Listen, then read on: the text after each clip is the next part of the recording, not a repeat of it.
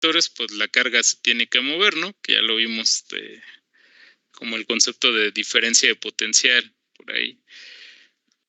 Bien, chicos, ya en este último periodo de evaluación vamos a ver los conceptos de electrodinámica, ¿sale?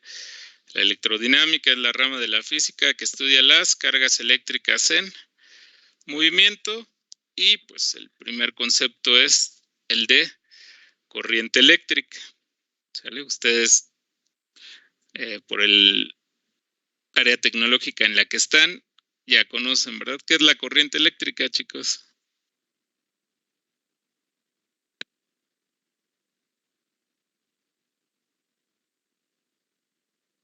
Digo, no tiene que ser la definición exacta, ¿no? Pero ¿qué es la corriente, chicos? ¿Cómo lo han visto?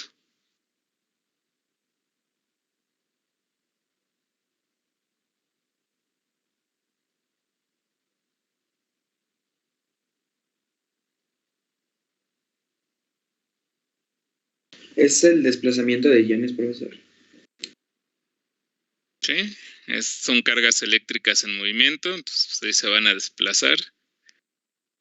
Así es, chicos. ¿Y qué es lo que realmente viaja en la corriente eléctrica? ¿Electrones? Electrones, así es. Muy bien, efectivamente. Son los electrones los que realmente se van a mover. Bien, chicos, bueno, vamos a ver el concepto de corriente eléctrica y fuerza electromotriz.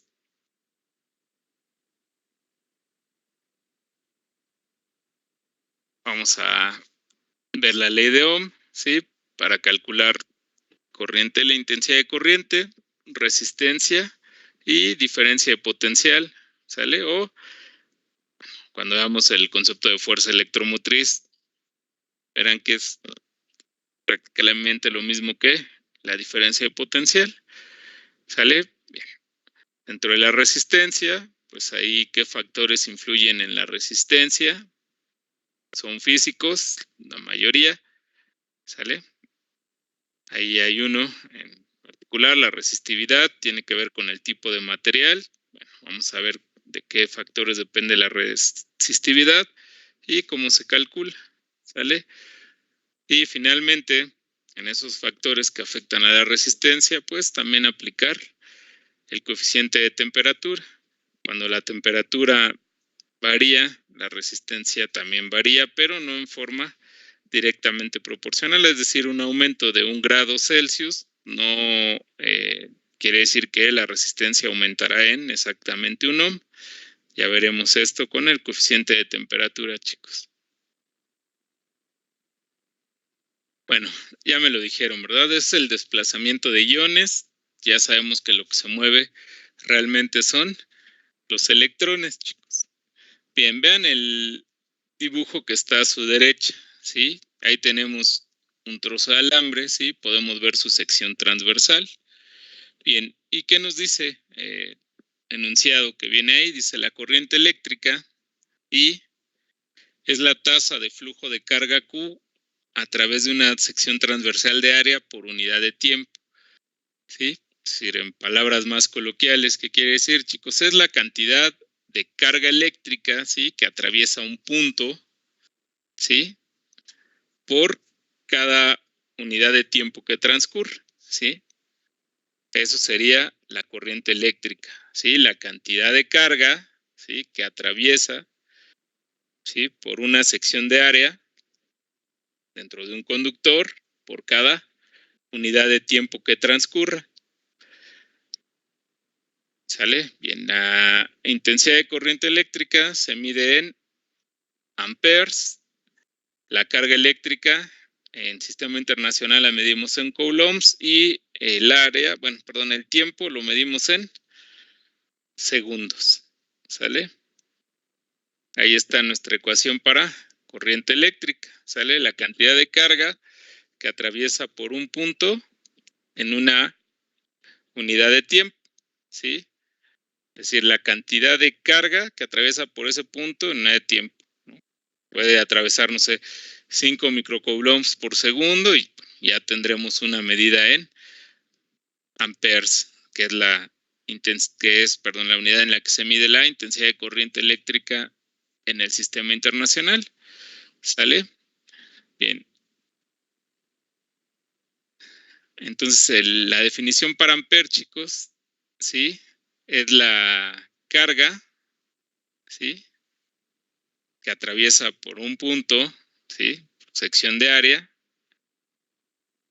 Y en este caso va a ser exactamente la carga de un coulomb por cada segundo. ¿Sale? Esa es la definición de amper, chicos.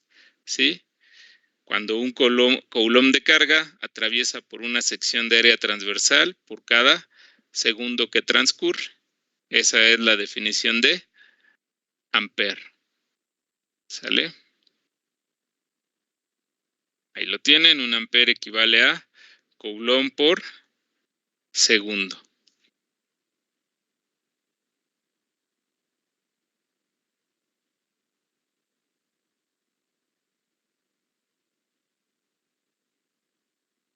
Y si yo quisiera conocer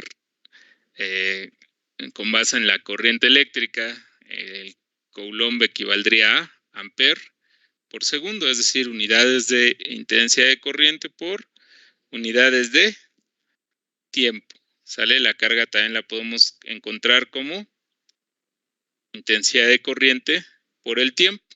¿Sale? Ustedes se han fijado en qué unidades viene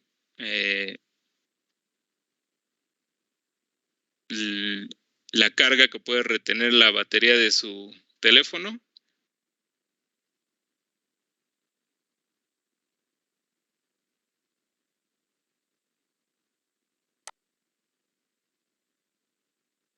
¿Nunca se han fijado en qué unidades viene la mili? Pero nada más viene en miliamperes.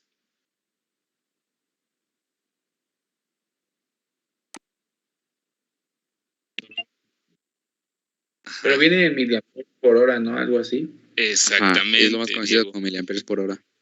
Viene en miliamperes por hora. ¿Por qué? Porque es una unidad de carga, ¿verdad? Y aquí, vean, si despejamos la carga, ¿sí? Q sería igual a I por T, intensidad de corriente por tiempo. Efectivamente, ahí no viene en amperes, viene en miliamperes, pero ahí está, ¿no? La unidad de intensidad de corriente, en su caso miliamperes, por hora, no viene por segundo, ¿no? Viene por hora. Esa es una unidad de carga. El miliamper por hora es una unidad de carga, chicos. Multiplicar intensidad de corriente por unidad de tiempo, ¿no? En el caso de los cargadores de las baterías de nuestro teléfono, viene en miliamper por hora. Ahora creo que ya no se utilizan tanto. Todavía hace unos 5 años se utilizaban mucho los power banks, que era nuestra batería portátil, ¿no? Bien, chicos, pues ahí está para esta parte. Bien, ¿hay alguna duda en lo que es la corriente eléctrica, en la definición? Recuerden, cantidad de carga, ¿sí? Que atraviesa una sección de área transversal por unidad de tiempo. No sé si hay alguna duda, chicos, ahí en la definición de intensidad de corriente eléctrica. No, profe. ¿No? Bueno. Ok, vamos a ver nuestro primer ejemplo. Nos dice, la corriente eléctrica en un alambre es de 6 amperes. ¿Cuántos electrones fluyen a través de un punto dado en un tiempo de 3 segundos? Ok, chicos. Bien. ¿Qué datos tenemos en este ejemplo? ¿La corriente eléctrica? Así es, la intensidad de corriente es de 6 amperes, ¿verdad? ¿Y qué otro dato tenemos? El tiempo en el que fluye a través. Exactamente, tenemos el tiempo, ¿verdad? En el que fluye esa intensidad de corriente. Nos piden calcular los electrones, ¿sale? Entonces, ¿cuál es mi incógnita? Sí, recuerden que nuestra ecuación, se las pongo de nuevo, es carga entre tiempo. Tenemos I.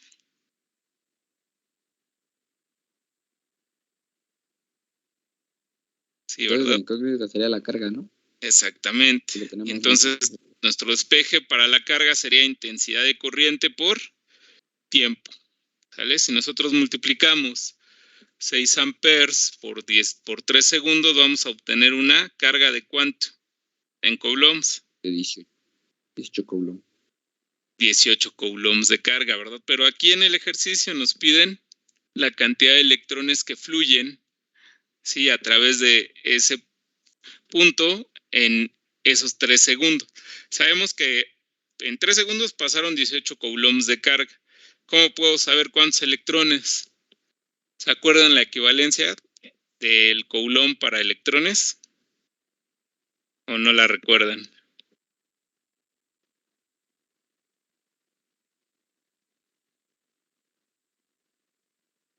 Bueno, si un coulomb, si la carga eléctrica fundamental, es decir, la que tiene un electrón y un protón, es igual a 1.6 por 10 a la menos 19 coulombs, ¿cuánto es 1 entre 1.6 por 10 a la menos 19 coulombs, chicos?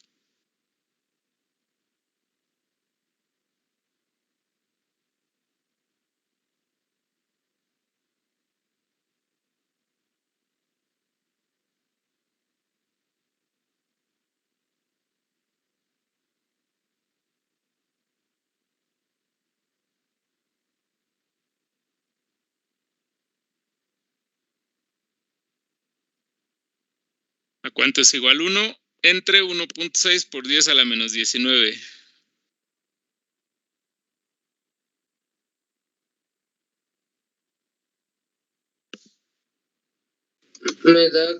Me dice que es 6.250 por 10 a la 18. Bueno, lo dejamos como 6.25. Sí, gracias. Ese 6.25. Eso es lo... perdón. Una pregunta. Eso era lo equivalente, ¿cierto? A lo de la cantidad de la carga. Exactamente. Pero si no lo recordaban, bueno, nunca está de más que refresquemos nuestra memoria, chicos. Así es. Un coulomb de carga tiene 6.25 por 10 a la 18 electrones.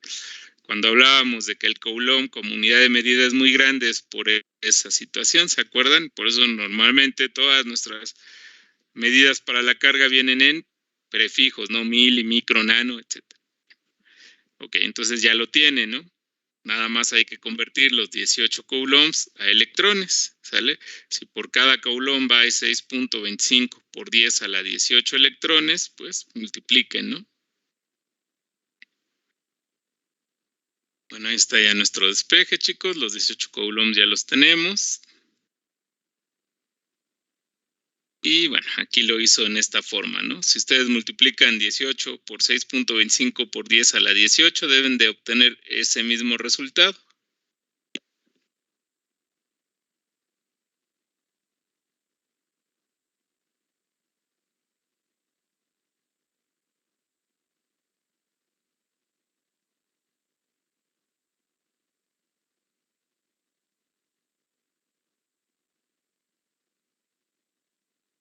¿Sí? ¿Sí les dio lo mismo que viene aquí, chicos, en la diapositiva?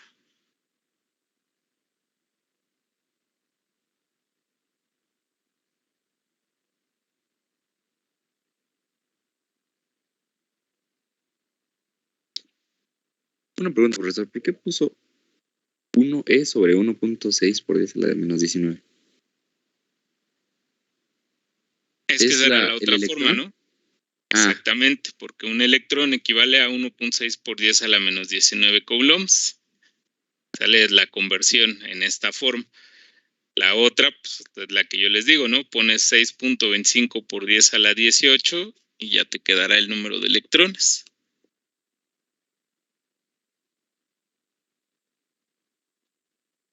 Es decir, 6.25, si lo ponemos como yo se los dije, lo voy a agregar aquí abajo en la diapositiva, esperen.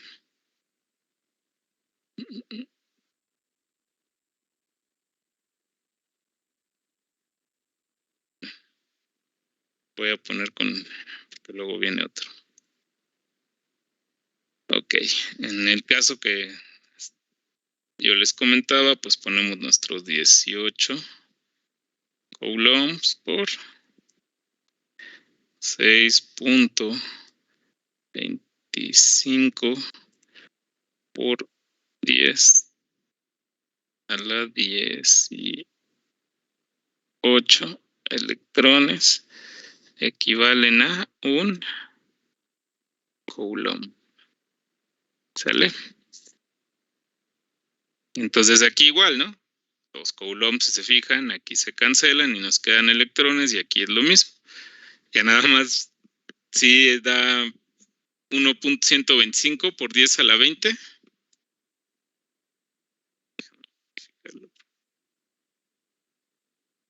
En mi calculadora dio 1.12 por 10 a la 21. Ok. ¿Alguien más, chicos?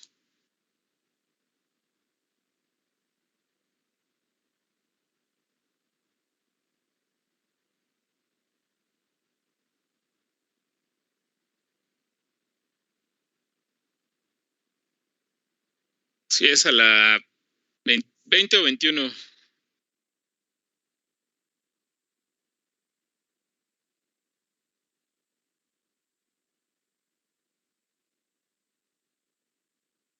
A mí me dio 1.125 por 10 a la 20, profe. A mí igual, profe. Bien, nada más tendrías que checar por ahí, José Alberto, volver a hacerla. Sí. Bueno, supongo que será porque no conté el 5, ¿no? Porque, bueno, me sale 1.12. No sé. Pero por 10 a la 21 me dijiste, o pues sí sale por 10 a la 20. No, a la 21. Entonces supongo que ese 1 lo contaron como el 5, ¿no? O sea, lo acortaron un poco. No, porque bueno, en la potencia es otra. Se me hace, no le pusiste a la menos. Sí, lo pusiste 1, bueno, 18 entre 1.6 por 10 a la menos 19. Sí, así tal cual. O no sé si mi calculadora es de mal.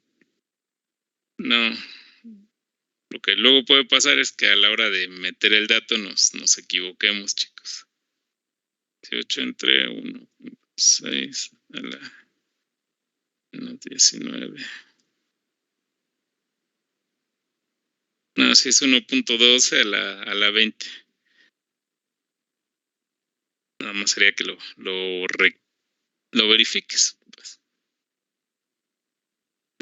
Bueno, chicos, entonces el resultado sería que en esos 3 segundos, ¿sí? Atraviesan 1.12 por 10 a la 20 electrones. ¿Sale?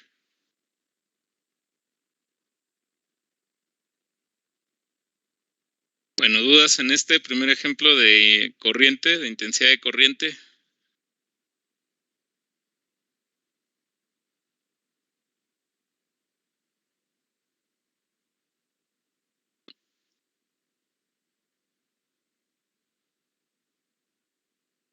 Bien.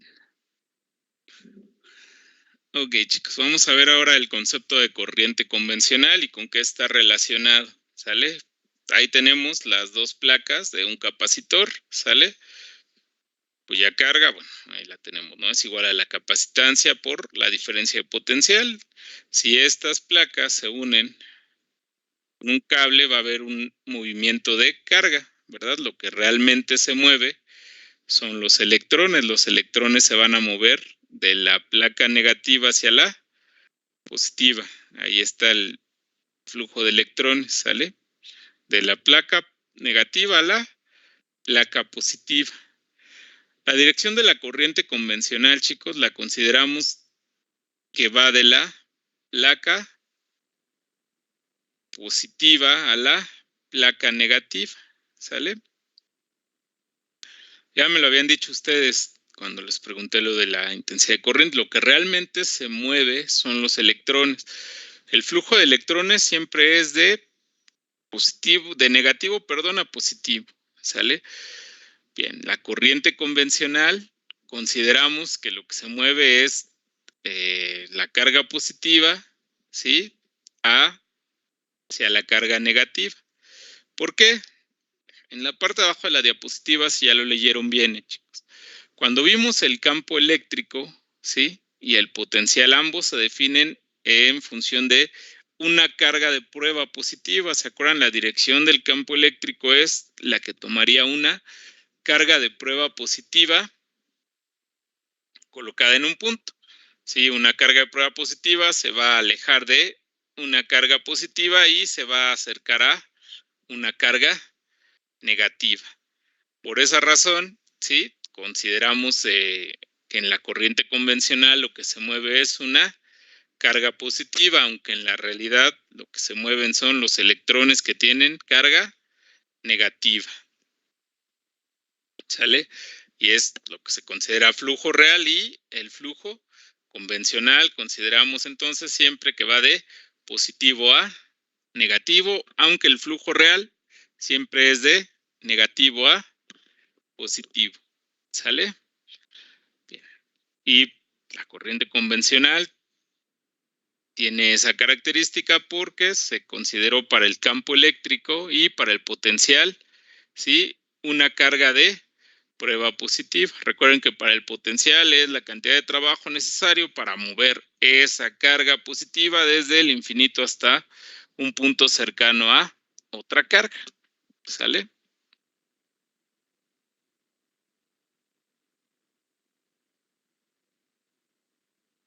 Bien.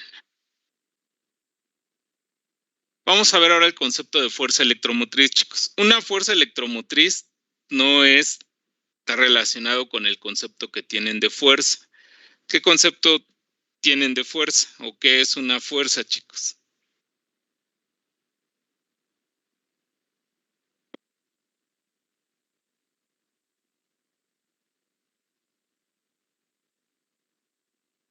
¿No? ¿Nadie se acuerda qué es una fuerza? ¿No era la capacidad física para mover un objeto? Para mover un objeto, pues sí, pues esa puede ser una definición, pero si el objeto se está moviendo, la fuerza también podrá detenerlo. Sí, profesor. ¿Sí? Y esa fuerza también podrá cambiar su dirección y la magnitud de la velocidad con la que se mueve. Se podría decir que el movimiento, bueno, de dirección, se podría decir que sí, pero a la vez no. Porque, por ejemplo, si un carro va rápido, pues obviamente es muy pesado para cambiar la dirección, pero, por ejemplo, una bola de papel sí se puede cambiar de dirección. No sé si eso algo influye. Bueno, y si un carro va rápido, sí pasa eso, pero, por ejemplo, para tomar una curva, pues puede reducir un poco su velocidad, pero sí va a cambiar su dirección, ¿no? ¿Qué permite, por Bueno, ejemplo, el movimiento circular uniforme?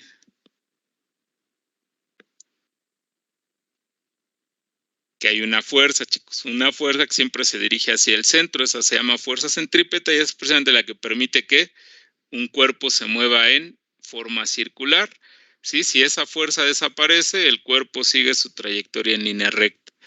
Bueno, ya nos desviamos un poco, pero la fuerza es un agente capaz de cambiar el estado de movimiento de un cuerpo. ¿Por qué? Porque no solamente es moverlo, el cuerpo se refiere a cuando está en reposo, iniciar su movimiento, pero también puede cambiar la dirección, cambiar la velocidad, ¿sí? Que vaya más rápido o más lento. Recuerden que la fuerza es masa por aceleración y que la aceleración es el cambio de velocidad por unidad de tiempo, ¿sale? Entonces, lo correcto sería decir que es un agente capaz de cambiar el estado de movimiento de un cuerpo, ¿sale? Así. Bien, ese es el concepto de fuerza. La fuerza electromotriz, entonces, no es una fuerza en ese sentido, es decir, no vamos a hacer que un cuerpo se acelere, ¿sí? O que se desacelere, o que cambie de dirección, ¿no? La fuerza electromotriz es cualquier dispositivo que transforma diferentes tipos de energía en energía eléctrica. Es decir, una batería lo que hace es transformar energía química en energía eléctrica, ¿verdad? Podemos también convertir la energía cinética del agua que se mueve en energía eléctrica. Y en ese caso hablaríamos de energía mecánica, ¿sale? Entonces, la fuerza electromotriz es el dispositivo que nos da o que nos suministra diferencia de potencial, haciendo una conversión de cualquier otro tipo de energía en energía eléctrica, que será la energía que nos provee el trabajo para poder mover la carga, ¿verdad? Para poder mover los electrones, ¿sale? Recuerden que la corriente eléctrica, pues es precisamente eso, ¿no? La cantidad de carga, es decir, los electrones que se mueven a través de un conductor. Bien, entonces ahí está, chicos. La fuerza electromotriz, por lo tanto, es cualquier dispositivo que nos suministra diferencia de potencial. Como esta fuerza electromotriz nos suministra diferencia de potencial, va a tener las mismas unidades que esta. ¿En qué medimos la diferencia de potencial o voltaje, chicos?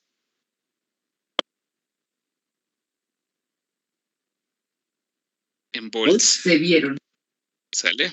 Y entonces ahí están nuestros diferentes dispositivos, ¿no? Todos estos son fuerza electromotriz, la batería, las líneas de transmisión o el generador eólico son fuentes de fuerza electromotriz. Y esta fuerza electromotriz se abrevia como FEM, ¿sale? Bien, ¿alguna duda, chicos, hasta aquí?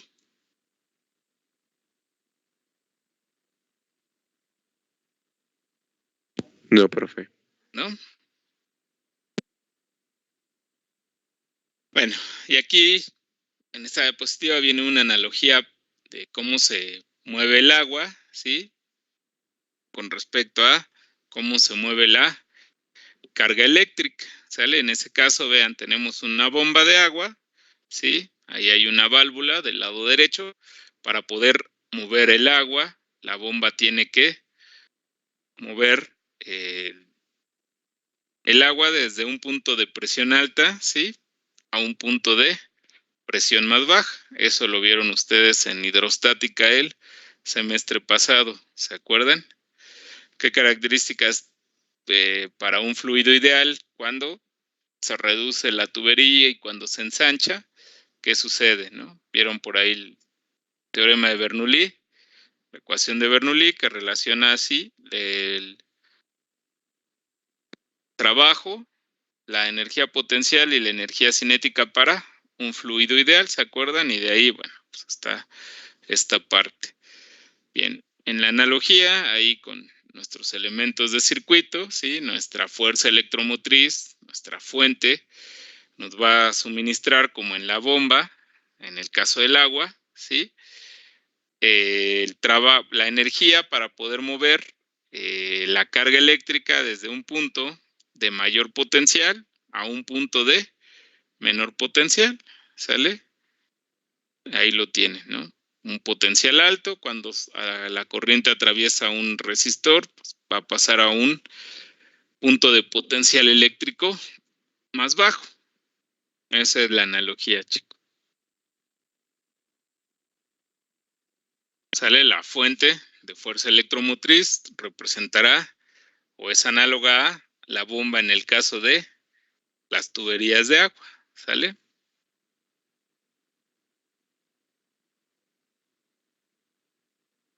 Bien. ¿Alguna duda, chicos, aquí?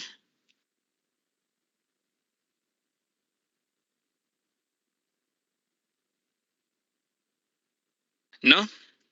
Ok.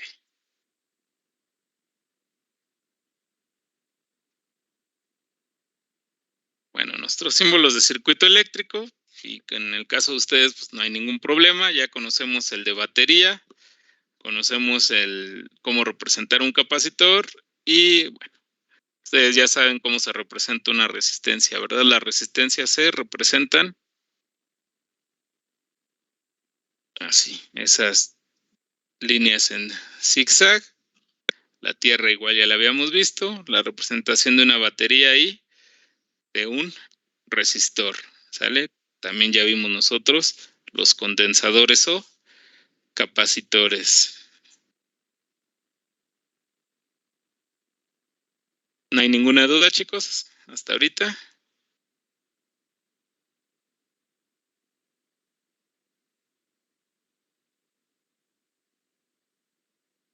No, profe. No, profe. Ok. Bien. Ok. Nuestro siguiente tema, pues, es el concepto de resistencia eléctrica, chicos. Y vamos a ver el caso que nos plantean. Dice, suponga que se aplica una diferencia de potencial constante de 4 volts a los extremos de barras geométricamente similares de, por decir, acero, cobre y vidrio. Es decir, vamos a conectar en los extremos de barras idénticas, que van a tener forma de línea recta, ¿sale? Una fuente de fuerza electromotriz de 4 volts. ¿Sí? Una es de acero, otra es de cobre y otra es de vidrio. Bien.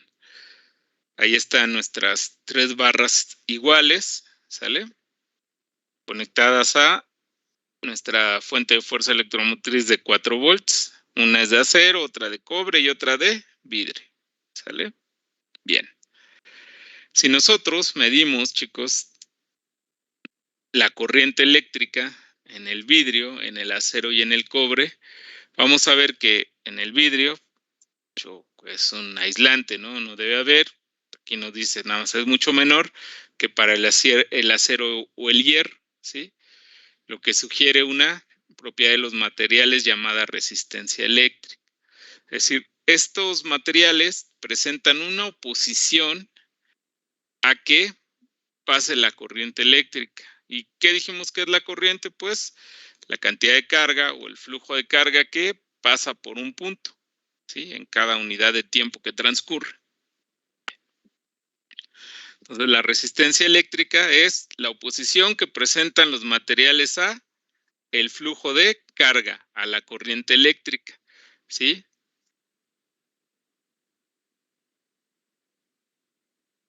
De ahí viene la ley de Ohm, chicos. A diferencia de otras leyes físicas, te lo comentamos, no siempre se cumple la ley de Ohm, ¿sí? Habrá materiales, precisamente los materiales que se consideran óhmicos, que cumplen con lo que dice la ley de Ohm y otros materiales no, ¿sale? Pero bien, ¿qué nos dice esta ley? Nos dice que la intensidad de corriente eléctrica a través de un conductor es directamente proporcional a la diferencia de potencial entre sus bornes o entre sus extremos, ¿sale? Ahí está, la ley de Ohm nos dice que la intensidad de corriente es directamente proporcional a la diferencia de potencial que se le suministra. Pero para ello hay una constante de proporcionalidad. Ya vimos en el ejemplo anterior que para los 4 volts no voy a tener la misma corriente en el acero, ¿sí? Que en el cobre o en el vidrio, ¿sí? Bien, esa constante de proporcionalidad se llama resistencia eléctrica, ¿sale? Bien, entonces, si no hubiese resistencia, o bueno, los materiales óhmicos cumplen con esta ley de Ohm, ¿no? Es decir, a mayor intensidad de corriente, a mayor diferencia de potencial, perdón, habrá mayor intensidad de corriente. Y esta es inversamente proporcional a la resistencia eléctrica del material, ¿no? Ya lo vimos. Si no hubiera resistencia, pues los 3 materiales deberían de tener la misma intensidad de corriente, pero no es así. Bien, por esa razón ahí tenemos nuestra ecuación de la ley de Ohm en función de la intensidad de corriente. Esta es igual a la diferencia de potencial entre la resistencia. Para la diferencia de potencial, esta es igual a la intensidad de corriente eléctrica por la resistencia. Y finalmente la resistencia es la diferencia de potencial entre la intensidad de corriente. ¿Sale? Esta resistencia pues ya dependerá del tipo de material y algunas otras características que veremos. Pero ahí está la ley de Ohm en función de los 3 elementos, ¿sí? La intensidad de corriente, la diferencia de potencial y la resistencia. ¿Sale? ¿Alguna pregunta, chicos, hasta aquí?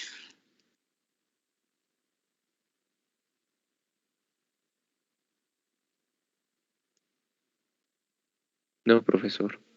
¿No? No, profesor.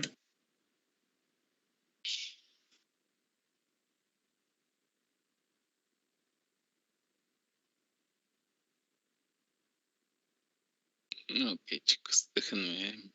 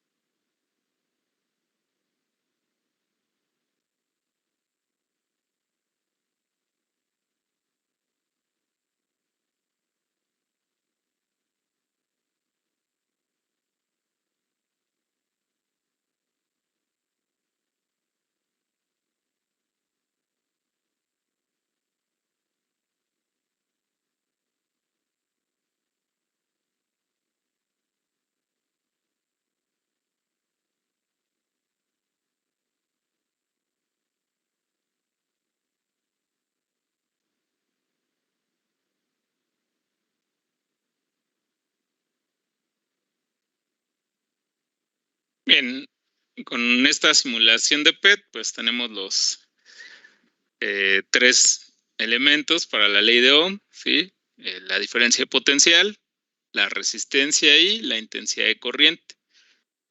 Ven, aquí tenemos una diferencia de potencial de 4.5 volts. Bien. Si dejo la resistencia en 500 ohms, vean, para 4.5 volts tengo una corriente de 9 miliamperes. Si yo aumento la diferencia de potencial a 6 volts, vamos a ponerlo.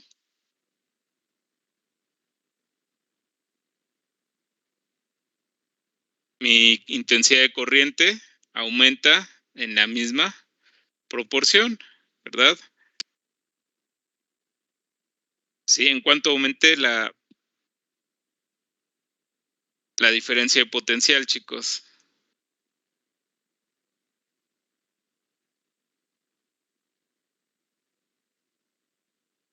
En 1.5 volts, del voltaje original que eran 4.5, ¿cuánto representa? 1.5.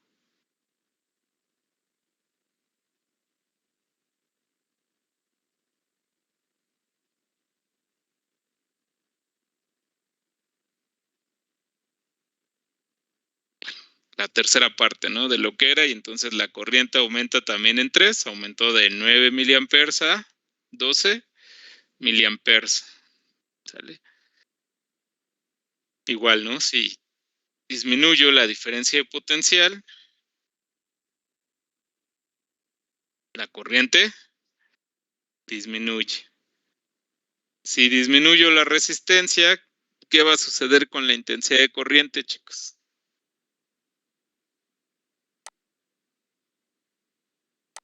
Exactamente, ¿verdad? Si disminuyo la resistencia, por ejemplo, en 100 ohms,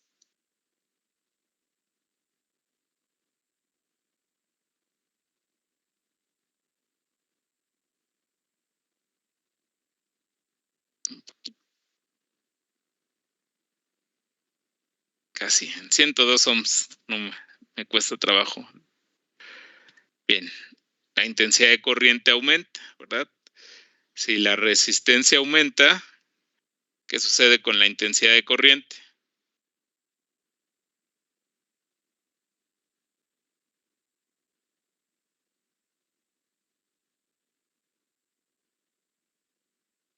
Disminuye, ¿verdad? ¿Sale? Y si de plano elimino la resistencia, pues ahí está, ¿no? La corriente es prácticamente igual a la diferencia de potencial, ¿sale? Ahí está la razón entre los 3 elementos que influyen en la ley de Ohm, chicos. Intensidad de corriente, resistencia y diferencia de potencial, ¿sale?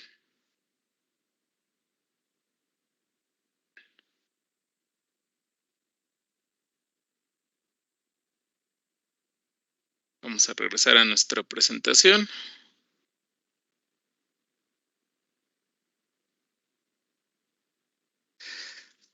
Bien, viene un ejemplo, chicos. Dice, cuando una batería de 3 volts se conecta a una luz, se observa una corriente de 6 miliamperes. ¿Cuál es la resistencia del filamento de la luz? Bien, ¿qué datos tenemos?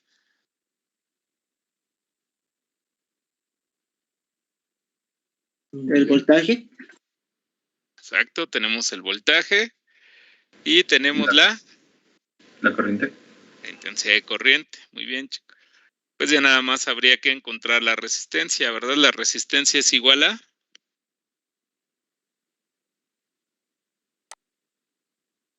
Exactamente. En nuestro caso serán 3 volts entre 6 por 10 a la menos 3, ¿verdad? Porque son miliamperes.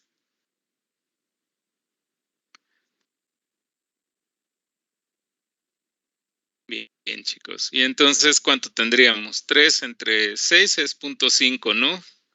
0.5 por 10 a la 3 es igual a ¿cuánto? A 500 ohms. Sí, profe. A ver, pues. Ok, bueno, ahí está nuestro diagrama del circuito, los 3 volts entre 6 por 10 a la menos 3 amperes y nuestra resistencia es de 500 ohms. Bien. Y ya nos comenta, ¿no? En el sistema internacional, la resistencia eléctrica se mide en ohms y se representan con la letra griega omega. Ahí está nuestra omega. Y en este caso la resistencia es de 500 ohms. Una resistencia de 1 ohm equivale a una diferencia potencial de 1 volt entre 1 ampere de corriente eléctrica. ¿Sale?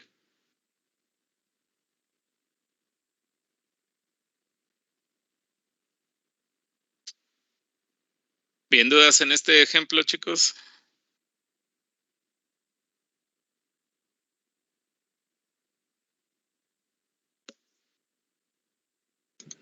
No, profe. Profe. Bueno, nuestros símbolos de nuevo. El rheostato, que no lo vamos a utilizar. Ahí está. Nuestra FEM. ¿Sí? La batería. Colocamos, bueno, un amperímetro o un voltímetro. Están representados con la V y la A respectivamente. Y bueno.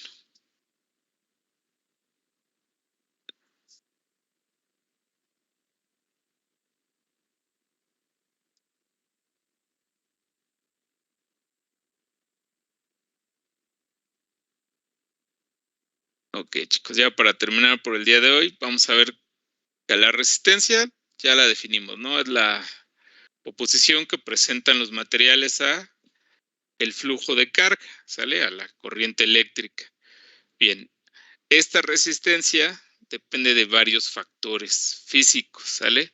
Uno de ellos es la longitud del material, ¿sí? Los conductores más largos tienen mayor resistencia, es decir, la resistencia es directamente proporcional a la longitud, ¿sale? Ahí lo tenemos. Si tenemos un conductor con una longitud L y una resistencia de 1 ohm, ¿sí? Si duplico esa longitud, voy a tener una resistencia del doble, ¿sale? Si ahora tengo un conductor del doble de longitud, la resistencia en este caso es de 2 ohms, es decir, la longitud tiene una relación directamente proporcional con la resistencia, ¿verdad? Los conductores más largos presentan mayor resistencia. Mi segundo factor es la sección de área transversal de los conductores, chicos. Los conductores que presentan una sección de área transversal mayor presentan menor resistencia, mientras que los que presentan una sección transversal más pequeña presentan una mayor resistencia. Es decir, la relación entre el área de sección transversal y la resistencia es inversamente proporcional, ¿sale? A mayor área, menor resistencia. Vean aquí, si originalmente tengo un área igual a A y una resistencia de 2 ohms, y ahora tengo el doble de área, entonces la resistencia se reduce a la mitad, ¿verdad? Ahora, si para el doble de área tengo la mitad de la resistencia. Si fuese el caso contrario, es decir, que ahora el área fuera de la mitad, la resistencia sería del...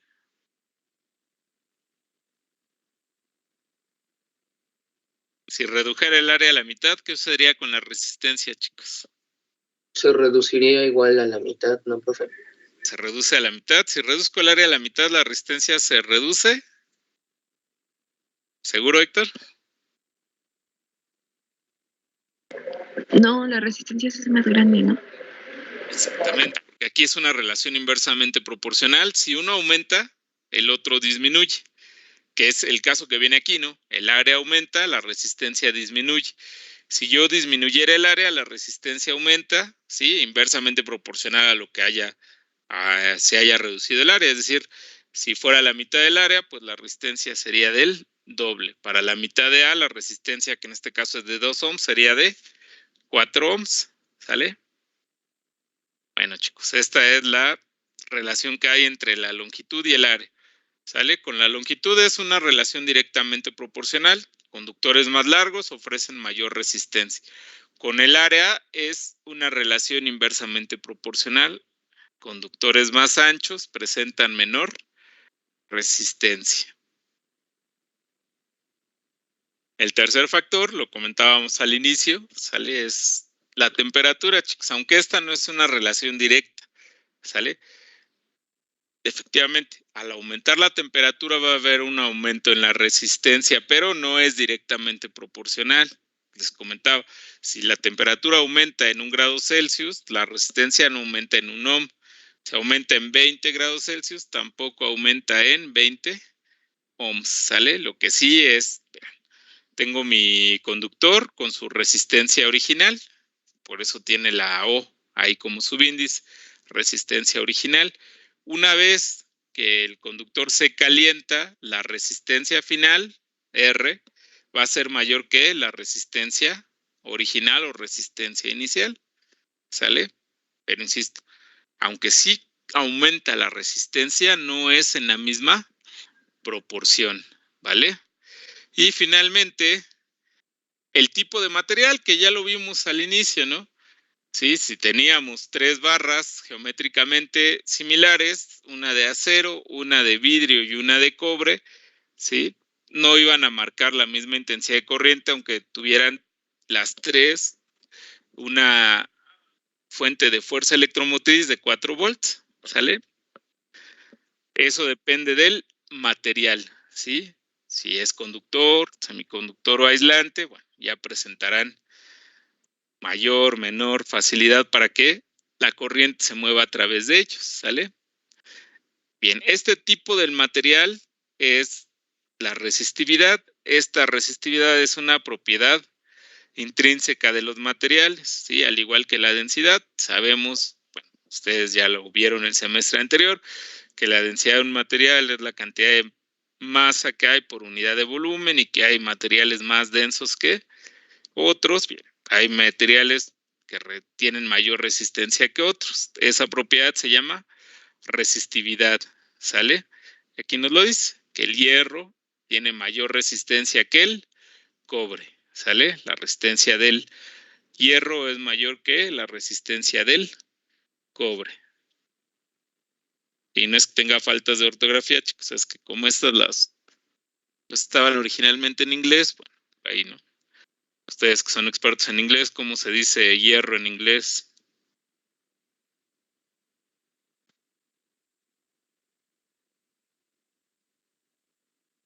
¿Nadie se anima? Pues por ahí debe ser el ídolo de algunos. Iron.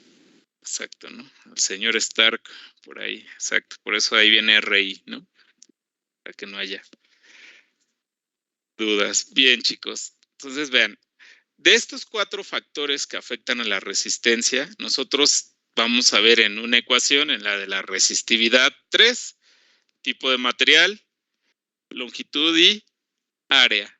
Para la temperatura vamos a ver otra ecuación, pero eso lo vemos en nuestra siguiente sesión, ¿sale? No sé si en lo que vimos hoy hay alguna duda. Bueno, yo sé que tienen la duda de su calificación, chicos, ya en un ratito termino y pues, también necesito que el profesor me mande sus calificaciones de laboratorio ya para entregarles.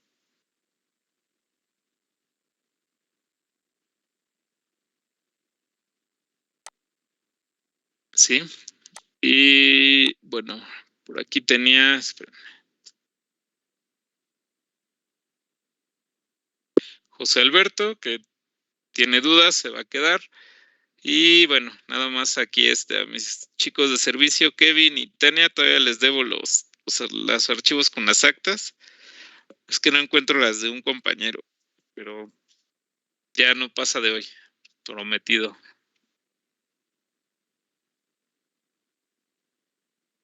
No queremos comentar algo, pero ¿se puede igual al final de la clase? Claro, claro, Kevin. Bien, chicos, pues para el resto nada más déjenme bajar la lista. Profesor, Mande. ¿también me puedo quedar al final de la clase para comentarle algo?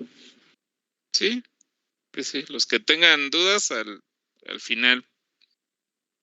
Esperen, es que este lo voy a guardar en otro lado. Profesor, yo ya aclaré mi duda. ¿Ya? Ya. Ok, José Alberto, bueno.